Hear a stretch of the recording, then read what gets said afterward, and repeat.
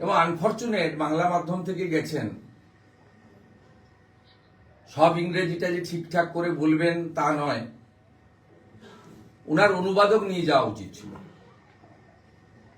উনি যেভাবে ভুলভাল ইংরেজি এবং শব্দ উচ্চারণ করছিলেন, পাশ থেকে মাননীয় আইনজীবী তথা সাংসদ কল্যাণ ব্যানার্জি সেটাকে সংশোধন করছিলেন। এটা আমাদের পশ্চিমবঙ্গবাসী হিসেবে তাদের লজ্জা লেগেছে। বাংলায় বলতে পারতেন, অনুবাদক রাখতে পারতেন, সেগুলোও নিশ্চয়ই সুপ্রিম কোর্টকে পিটিশন করলে অ্যালাউ করতে। তা প্রত্যেকেরই লিমিটেশন থাকে, কিন্তু এটা আমরা দেখেছি এবং আমরা দেখলাম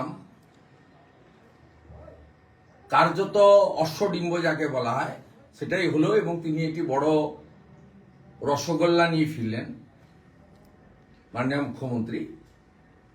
কারণ আপনারা যারা পশ্চিমবঙ্গবাসী বা ভারতবর্ষের যারা আইন বা রাজনীতি সম্পর্কে খোঁজ রাখেন, তারা নিশ্চয়ই কেউ লাইভ দেখেছেন, কেউ পরে ভিডিও সংগ্রহ করে দেখেছেন, কেউ নিউজ চ্যানেলের মাধ্যমে জেনেছেন বা অন্যান্যভাবে জেনেছেন। তাতে মুখ্যমন্ত্রী আজকে নিজে সওয়াল করেননি, তার পক্ষে লয়ার ছিলেন শ্যাম দেওয়ান, এবং তিনি পিটিশনার হিসেবে কোর্টে উপস্থিত ছিলেন। তিনি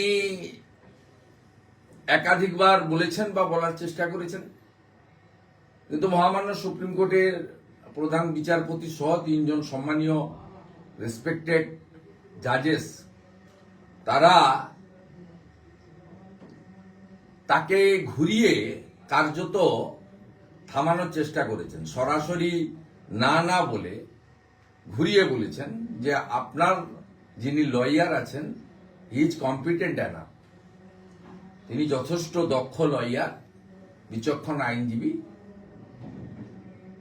তিনি এটা সওয়াল জবাব ইত্যাদি করুন। তারপরেও স্বভাবসিদ্ধ ভঙ্গিতে মুখ্যমন্ত্রী মাঝে মাঝে টিকা টিপ্পণী করেছেন, সবাই দেখেছেন। এবং আনফরচুনেট বাংলা মাধ্যম থেকে গেছেন, সব ইংরেজিটা যে ঠিকঠাক করে বলবেন তা নয়, উনার অনুবাদক নিয়ে যাওয়া উচিত ছিল। উনি যেভাবে ভুলভাল ইংরেজি এবং শব্দ উচ্চারণ করছিলেন, পাশ থেকে মাননীয় আইনজীবী তথা সাংসদ কল্যাণ ব্যানার্জি সেটাকে সংশোধন করছিলেন। এটা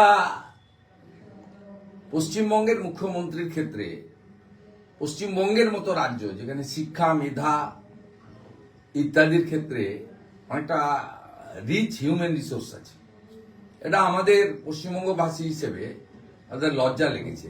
বাংলায় বলতে পারতেন, অনুবাদক রাখতে পারতেন, সেগুলোও নিশ্চয়ই সুপ্রিম কোর্টকে পিটিশন করলে অ্যালাউ করতে। তা প্রত্যেকেরই লিমিটেশন থাকে, কিন্তু এটা আমরা দেখেছি।